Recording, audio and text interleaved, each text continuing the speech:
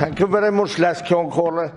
Taoiseach, again I want to raise the issue of patients who need cataract procedures, hips and knee replacements and several other procedures. They have been advised today by the HSE that as of the 1st of January, patients will not be accepted or can carry on with the cross-border directive. There are mutterings of a bilateral agreement to Northern Ireland, but nothing has been forthcoming on this. Taoiseach, I'm asking you now, are you going to leave people who have problems with their eyes and need their cataracts removed? Are you going to let them go blind? Are you going to let the people continue suffering pain that need hip and knee replacements? Because that's more or less what you've been insinuating over the last number of weeks. This is very unfair. Are you going to allow people to go blind after the 1st of January, Taoiseach? Thank you. That's the question that I'm asking you. Thank you, Deputy. Thank you. Let the Taoiseach answer now. Taoiseach, I beg your pardon? Okay.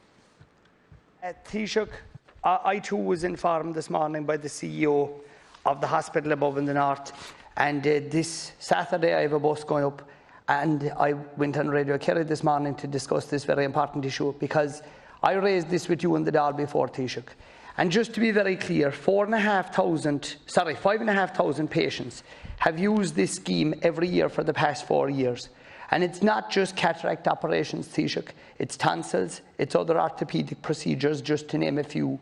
Now, if we take it that 5,500 people will not be able to travel to the north after the 1st of January, if you put that 5,500 onto our already overburdened waiting lists, it's going to cause a chaotic situation in our health service in the county.